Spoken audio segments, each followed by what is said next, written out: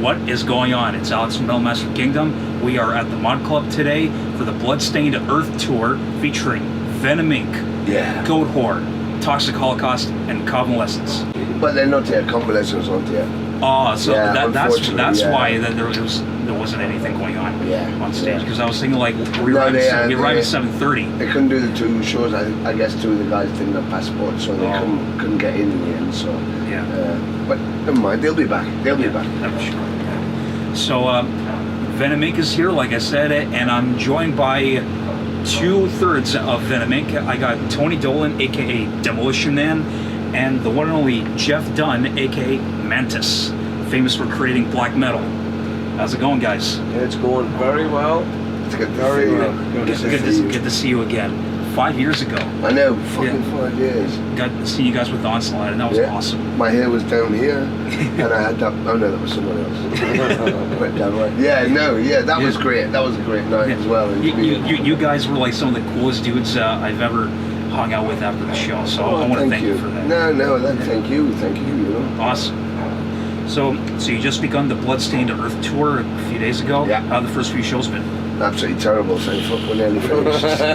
No, brilliant. I mean, we kicked off in Philadelphia. We had a couple of days rehearsal, and then the first show was Philly, and we kind of didn't know what to expect. You know, the album's been received really well. We were kind of excited to promote that, and these are the first shows promoting the album, doing the stuff off the album really, and so you know, we just took it on 35 dates across North America. We're coming up to Canada, Vancouver, of course Montreal, we played last night, but we didn't know what to expect, and in Philadelphia it seemed really cool, the club was really cool, and then just before, I guess, or halfway through Goto's set, I opened the door to throw out a cigarette butt, and it just hit me, fucking millions of people outside, and I was like, oh shit, I said, the street's full of people, and they went, yeah, I said, I hope they all go inside when we play, ha ha ha, and they went, well, they can't get inside, it's packed. So I was like, what? And they said, yeah, it's oversold. So we actually literally went on, and they had the doors to the venue open, and people were in the street. Wow. And it was mental. I mean, absolutely mental. The pit was incredible. Oversold. And then, yeah, and there was, well, that was the first date, so, you know, let's not get too excited and take it as it comes.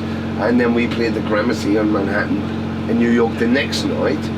You know, nice there, signs of everywhere, no mushing, no pits, no diving, no this, no that, don't speak, don't sit there, don't stand there, don't look at this one. It's like, fucking hell, you know, this is going to be a bit interesting.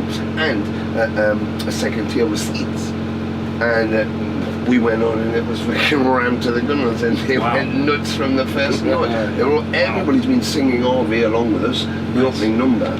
And then the pit smash, it was incredible. Awesome. Boston, same thing again. Then we went to Montreal last night, off the map. You know, the French Canadians, they were just like bang. It was like an explosion. So, I mean, it's really energizing. We know the West Coast priming, Texas. You know, we go through Cleveland, Chicago. We got Detroit, Harpo's, which is back up and running. You know, a place I went to see bands in the 80s when I lived in 70s when I lived in Canada. So, you know, it's great. It's great to be able to come back and have a good album and have this kind of response, you know. So yeah, absolutely. Sounds great. So, and there's quite a diverse lineup for this tour. I mentioned the Convalescence is on there. They couldn't make it here, but there's Toxic Holocaust and Goat Horror and you guys. It's quite eclectic for metal. Was that the point for this tour, to have a little bit of something for everyone? Well, I think, you know, we've done tours with Empire and everything else, and we've always tried to have a balance. I mean, you know, you mentioned the Onslaught tour, where we had Monster, you know, I mean, so we've always had that kind of diversity on the tour, because we think that, I guess we consider ourselves more traditional.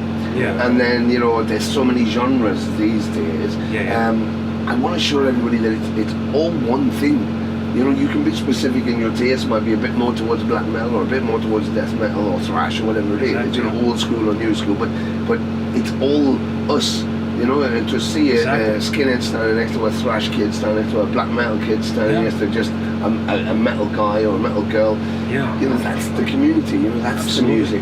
So having a bill like that, it seems to fit really well. People Absolutely. get something of everything, you know. Absolutely, I agree 100%. So as we just mentioned, Ave is out. It's fantastic. As I said in my review of the record.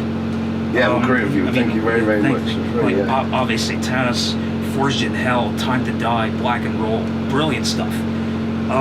You said that this may be a question more for you, but for the writing of this album, you said you wrote all the music, right? And you had about 20 songs written, right? Yeah, Probably more. There was.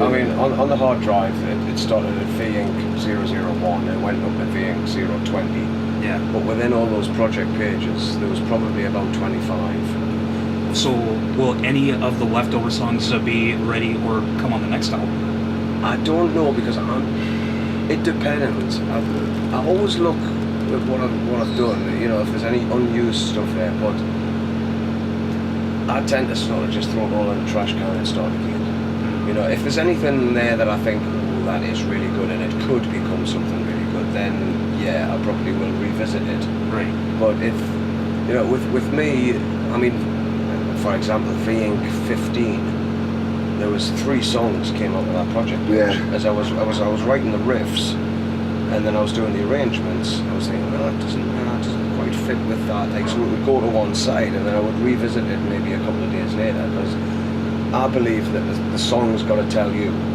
what's going on, where it's going to go. You know, in the same way as Tony says, Yeah. you know, he sees the lyrics and visuals, and you know what it's going to tell you. So you know, when I was going back and revisiting, and then I was putting that particular song together, then I would scroll along the project page and think, oh, what's that riff again? I was like, oh, right, that's pretty cool. And then you know, and then another song.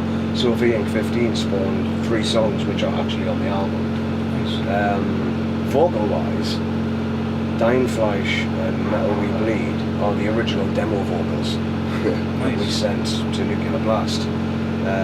I just wouldn't let him re-record those. No. You know, it was like, no, they are great takes. And he wanted to when he came to my studio. He was like, oh, I'll do it again, I'll do it again. And if we had it done, I would have took all those takes and put them to one side. Right. Because they were so good. But Metal We Bleed, the vocals on that became the template for the vocal sound on the album, you know. And I've said this in just about every interview.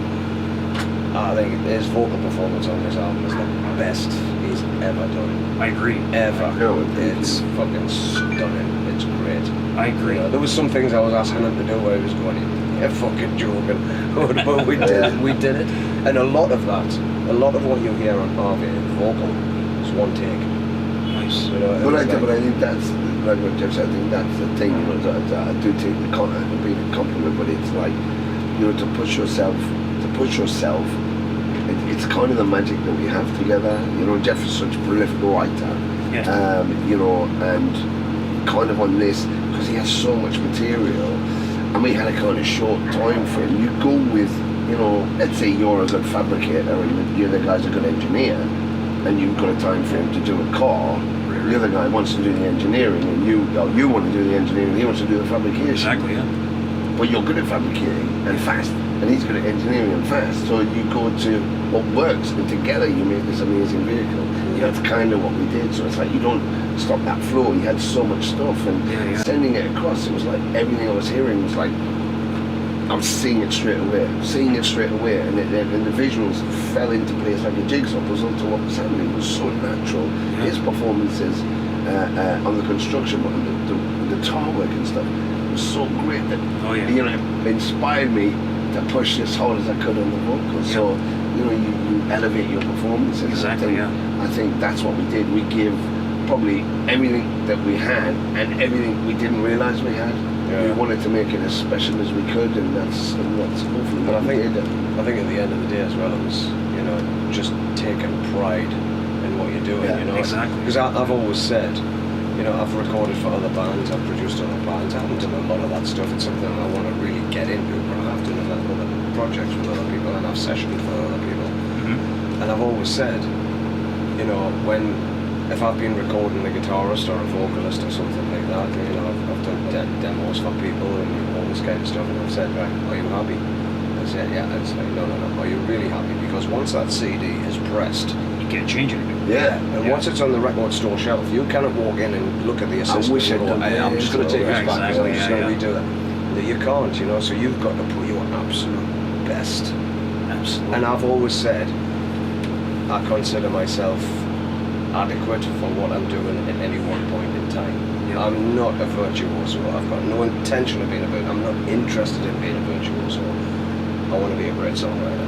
You know, I want to produce great music. I want to mix great music, and I want to be a great songwriter. I don't want to be hailed as the next Bing Bing Malmsteen, because it's not going to happen. Right. I can't play like those guys. Right. But what I think I have got is, you know, an ear for songs, Heart and arrangements, and Heart and just putting everything into it. And I always look at a song in hook lines and choruses and right, okay, then where does the audience join in? And like Tony said, you know, everybody when it gets to the chorus, Ave, always, and then, you know, Countess Bathory is another one, you know, Metal We Bleed, the stop, Metal We Bleed, you know, boom, back in again. So I'm always looking for that, where's the audience participation?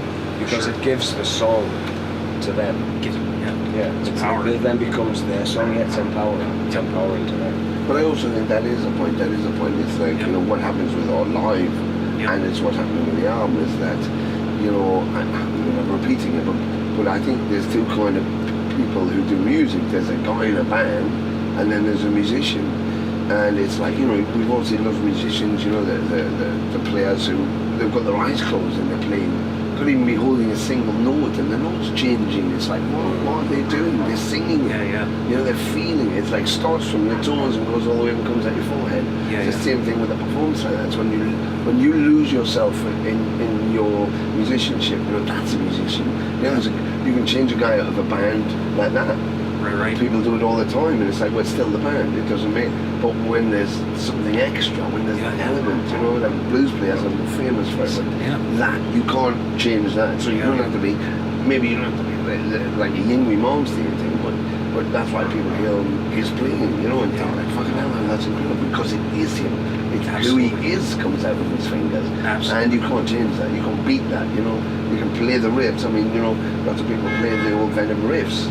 But then he plays it and they go, fucking hell, how did he make it sound like that? It's like, what settings have you got? What pedals are you using? What amp you got? What's your guitar? What's this? What's it? It's like, forget all that. Makes no difference. He'd sound like that on any guitar through any amp, because it's him. It's just him. It's how he plays, you know. Sorry, people, he's keeping the secret to himself. Yes, sorry about that. I mean, on that an note, old sock on your hand. quickly. very quickly before we move on. I seen a video a while ago. It was YouTube or Facebook or something like that. But I don't know if this kid, a young kid about 15, 16 year old, I don't know if he had won some competition or something like that, but he was totally unaware of what was going to happen. But Joe Satriani knocked on his front door at home. And Joe Satriani walked in with the camera crew and everything like that. This kid was like, oh my God, and I was like, hey kid, you know, like, and then the kid was like, oh, come on, let's see your guitar, you know. So he went upstairs into the kid's bedroom. There was this copy Stratocaster or something, you know, it wasn't an expensive guitar, and there was a tiny little practice amp. Joe Satriani plugged in and sounded like Joe Satriani. Yeah. You know, so, you know, people say to me I've got a signature tone.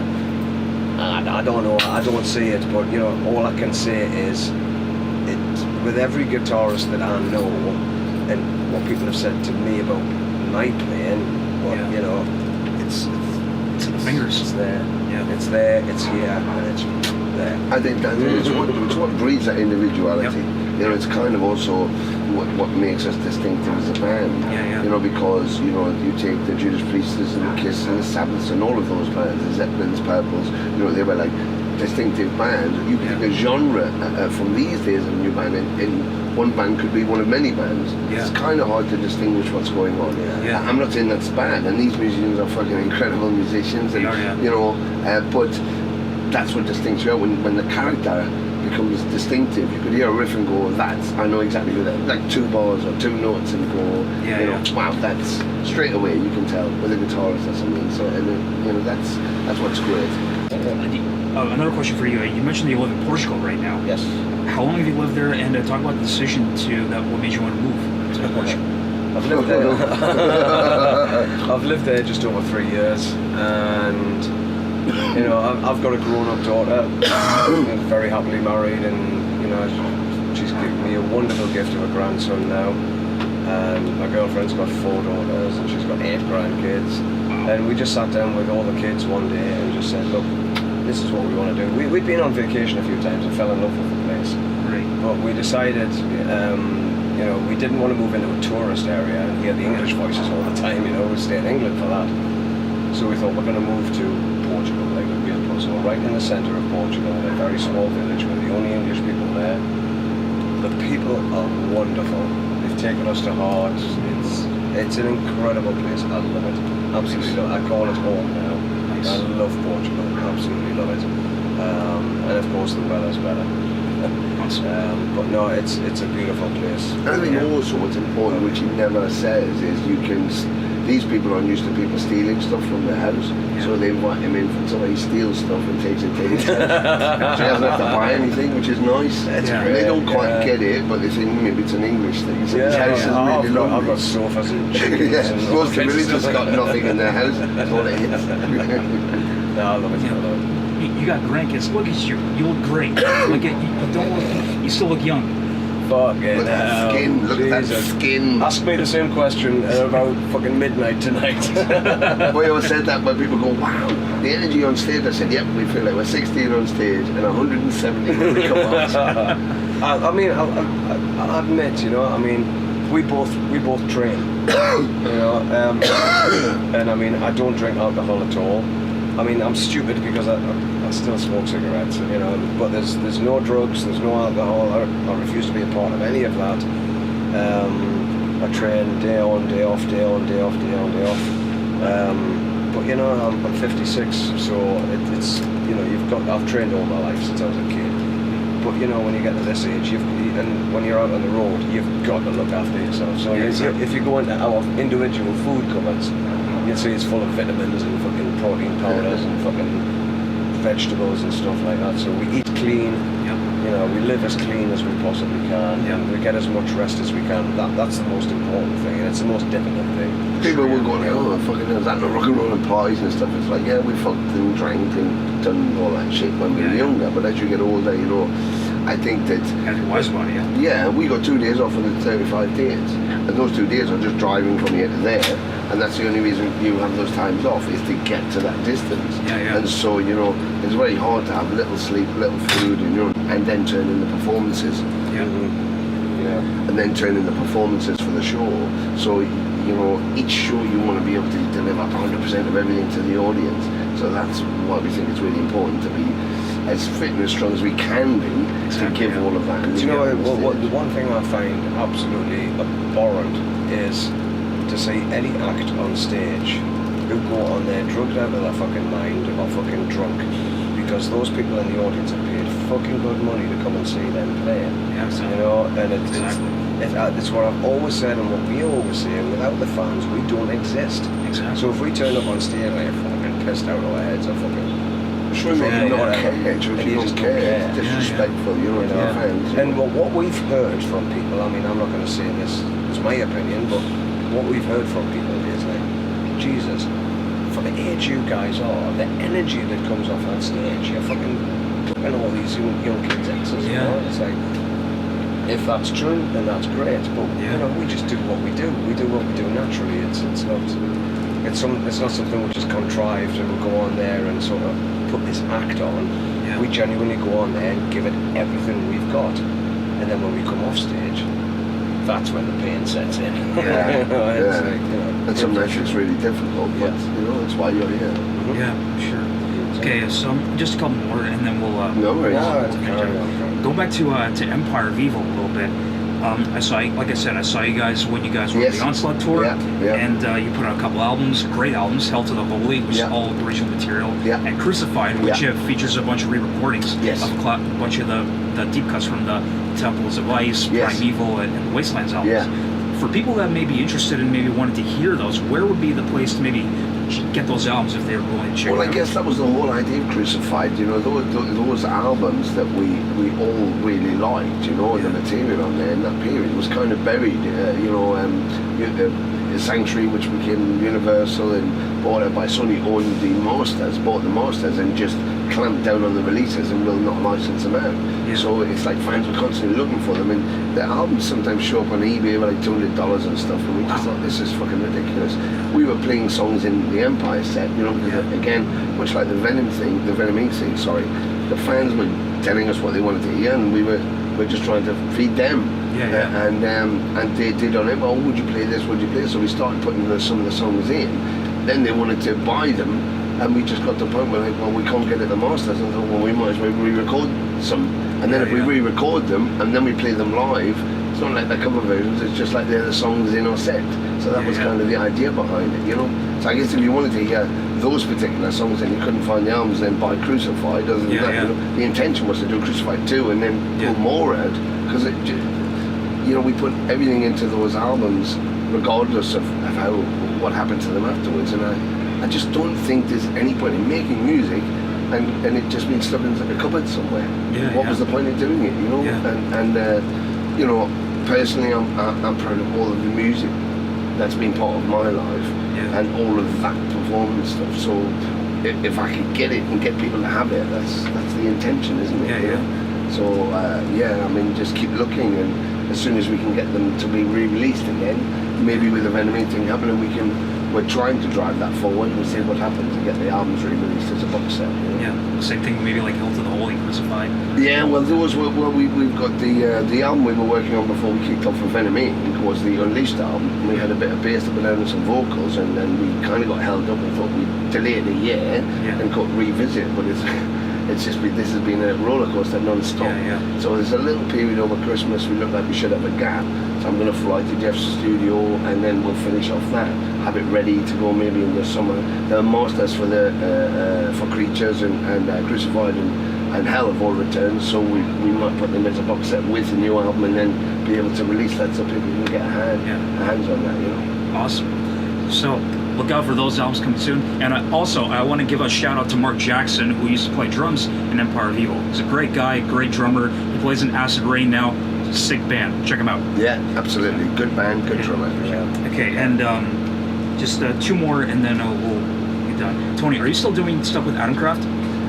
Well, there was a fest. I was supposed to do a festival, Old Fest this year, October time, and I was going to do that.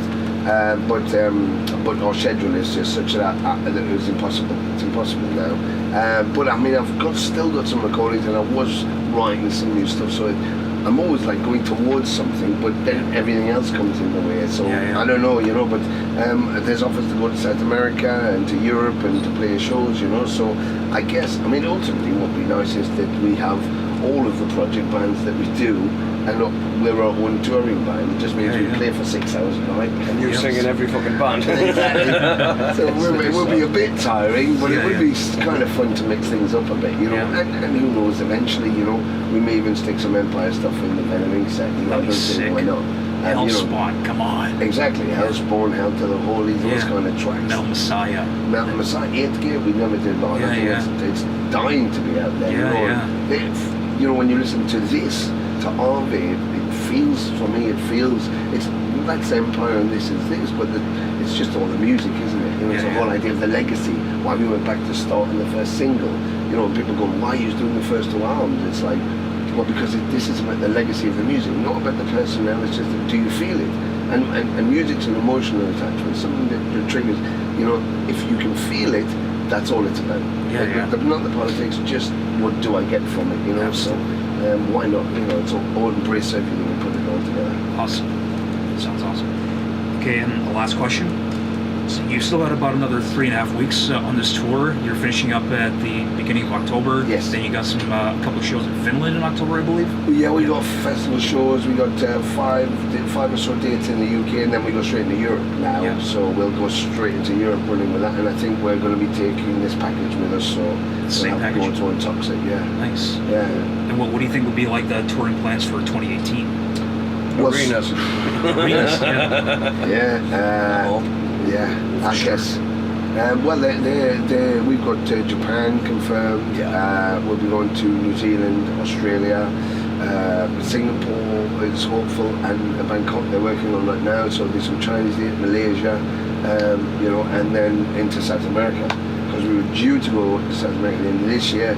But now we're doing Europe because Universe want to push us into Europe, so we'll have to do Asia and then South America, you know. So Awesome. many countries we can. Yeah, for sure. Not Argentina. There's something weird about Argentina.